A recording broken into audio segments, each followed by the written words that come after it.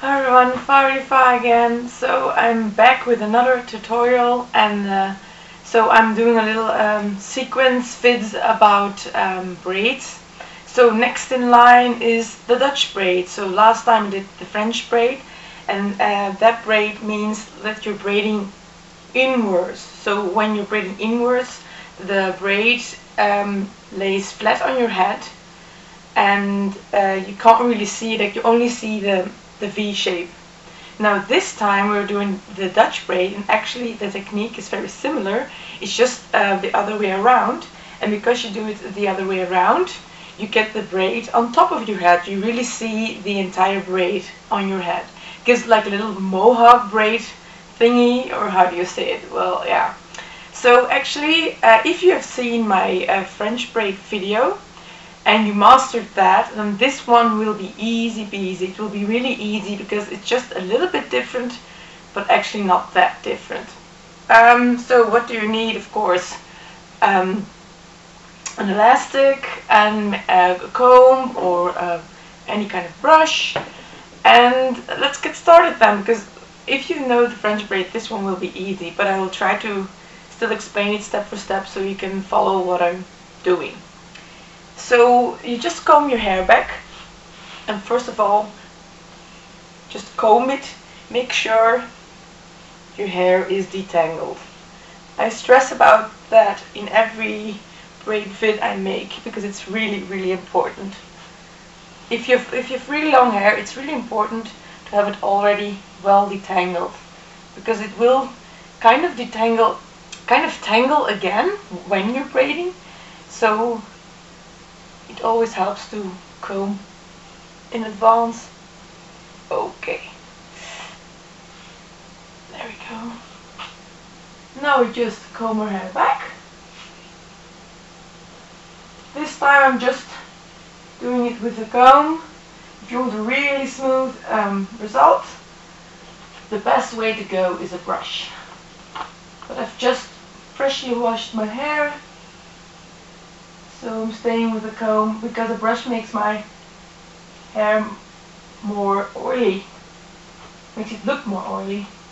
Okay, so the same thing as with the French braid. I hope I'm standing right. Yeah, okay. Same thing with the French braid. Or you start here at your temples and you go backwards until like the tip of your head here, or you do like me and you start here and go like this. But with the Dutch braid, I actually find it a little bit cooler if you start it more in the front and start more here already. It will give more of that mohawk look, and it just makes it a little bit more cool than just the braid at the back of your head. So I'm doing that this time. For the Dutch braid, I like it more like that. So I'm just starting here, and I make like a little triangle like this. If you're just learning how to Dutch braid, it's easier to start more in the back. Then you have more hair to hold, and it's a bit easier to learn it. So first try it like in the back of your head, and if you master that, then you can do more in the beginning, and it will be easier. Okay, so it's like an English braid, but this time the middle strand goes over the outer strand. And how do I do that? It's very similar like my French braid technique. I just take the left strand with my entire hand. I use my middle finger, and I take it under the third one, the most right strand, under the middle strand. And then I use my index finger to hold the middle strand that has become the right strand. There you go, step number one. Now we do it again with our right hand. We take the right strand, use our middle finger to take the outer strand under the middle strand, and use the index finger to hold the new right strand, left strand, sorry. And that was step number one. So now we did that, we're going to add some hair. Just a little bit, and now we just drop this outer strand into it. We take it, we divide it with our thumb, and there you go. Then we switch up. Take a little bit of hair, drop it, and there we go. Okay, and now I always do it like this, so if you want to do it differently, it's up to you, but I always add hair and then braid.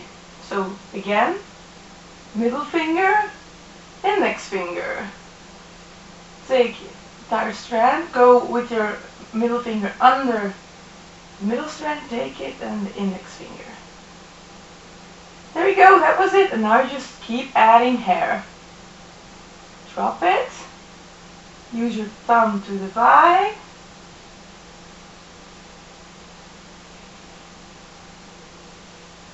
and oh, that's too much. There you go. Okay, and now I have to feel a bit which one goes over where. This one goes under this one. There we go.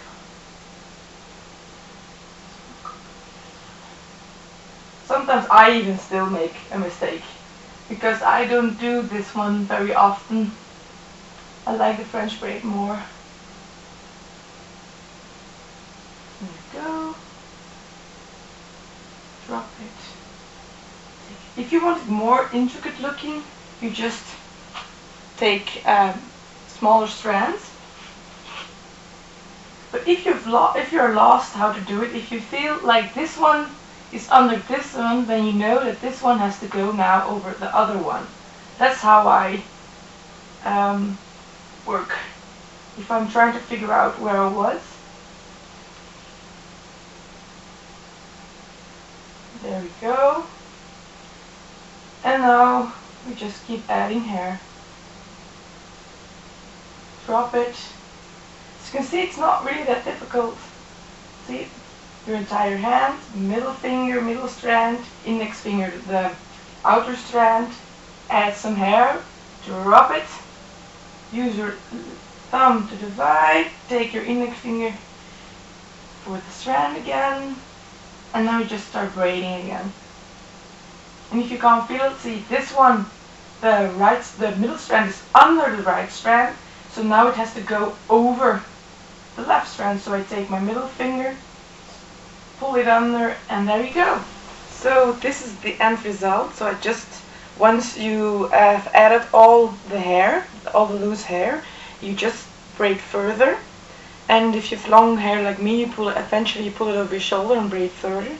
And this is the result. So it's not that, I think these two, the Dutch and the French braid, are the two easy ones to start with, but they look really hard and fun. So as you can see, ta-da! See, I have like a little mohawk here going on, and this is in the back.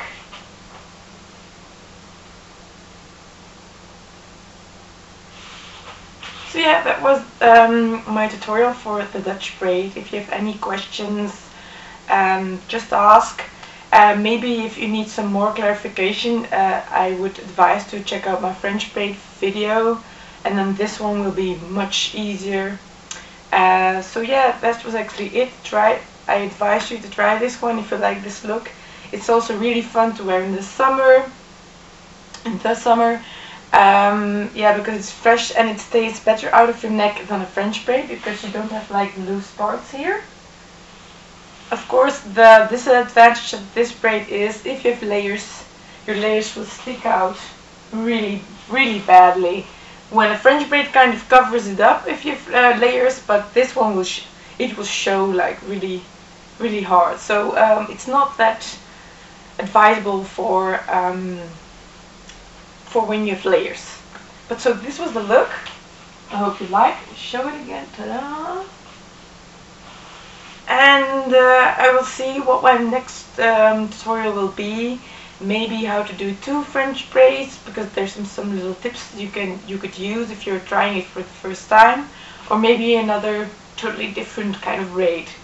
If you have a certain request about a braid, let me know, and maybe I'll do that one first. Okay, bye.